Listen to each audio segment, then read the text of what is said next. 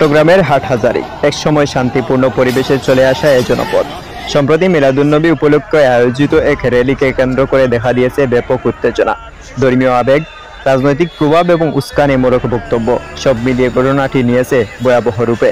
ঘটনার সূত্রপাত হয় যখন কিছু রাজনৈতিক ব্যক্তি নিজেদের সুন্নি পরিচয় দিয়ে হাটহাজারী মাদ্রাসার সামনে উচ্চস্বরে গান বাজিয়ে শোভাযাত্রা করেন।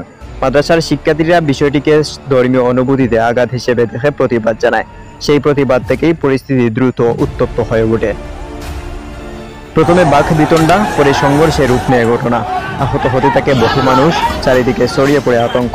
আইনশৃঙ্খলা বাহিনী ঘটনাস্থলে পৌঁছালেও তখন পর্যন্ত পরিস্থিতির নিয়ন্ত্রণের বাইরে চলে যায়।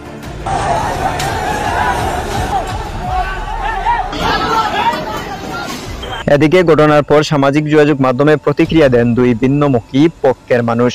কথিত সুন্নি মুফতি আলাউদ্দিন জেহাদি বলেন, চট্টগ্রামের হাটহাজারীতে জুলুসের গাড়ি বাহিনী হামলা করেছে।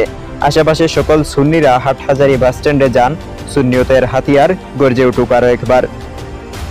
অন্যদিকে মাওলানা হারুন ইজহার বলেন, হাটহাজারীতে উভয় পক্ষকে ধৈর্যের সঙ্গে নিবৃত থাকার আকুল আহ্বান। এ সময় দেশে এ জাতীয় অন্তর্ঘাত মারা অপরিণামদর্শিতা। সবশেষে বলা যায়, হাটহাজারীর এ ঘটনা শুধু একটি স্থানীয় সংঘাত নয়, বরং ধর্মীয় সহাবস্থান, রাজনৈতিক প্রভাব এবং সামাজিক স্থিতিশীলতার বড় প্রশ্ন তুলে ধরেছে। যেখানে একজন নেতা উত্তেজনা বাড়াতে চেয়েছেন, সেখানে অন্যজন ধৈর্য ও শান্তির আহ্বান জানিয়েছেন। শেষ পর্যন্ত হাটহাজারী ও এর বাইরের মানুষের কাছে বার্তা একটাই, সহনশীলতা, সংযম ছাড়া ধর্মীয়, রাজনৈতিক বা সামাজিক শান্তি কোনোভাবেই টিকে থাকতে পারে না।